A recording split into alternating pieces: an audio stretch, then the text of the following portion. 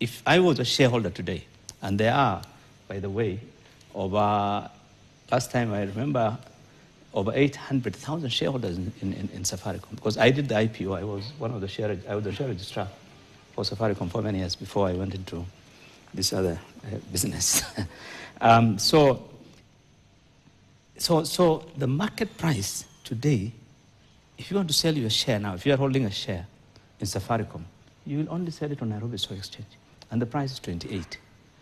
And here the government is telling you, we are getting it at 34, a premium of 23%. Why are they getting this premium of 23%? Instead of being paid at 28, why is Vodacom paying 34? And the government says the reason is because it's being sold come dividend. In other words, they are actually getting a much better deal, much better in my view, than you would have got if me and you were buying those shares from the market. The fact that the market is 28 and I'm getting it at 34, I'm getting at a better deal.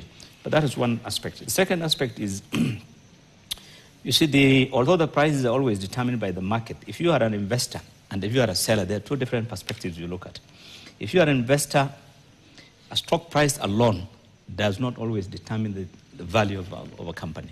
There are other factors. People will look at the growth of that business.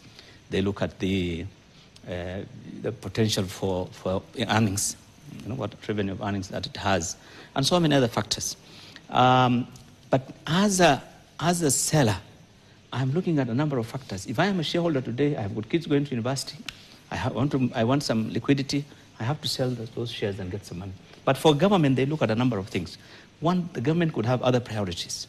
The government is looking at opportunity cost. The money that I'm having in this, could I have done it with something else, like the infrastructure bond and things that they're planning? They're looking at also in future. This is a business. There's the management governance issue.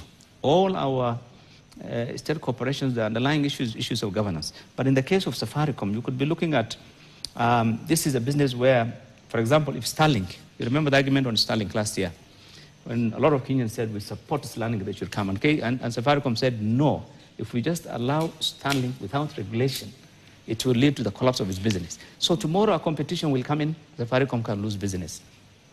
Its technology could become, obsolete. There are external shocks, there are policy changes. A lot of things can impact on the price. So for the government, they look at all those things and say, look, I want to sell 15% today, and I've got a good deal, and I want to put that money into something better. So I think when we simply say, as the Deputy President says, the value is 70, where is he getting 70 cents from? I mean, that's not, the market value of anything quoted or listed on stock exchange anywhere in the world is that market price. There's nothing else.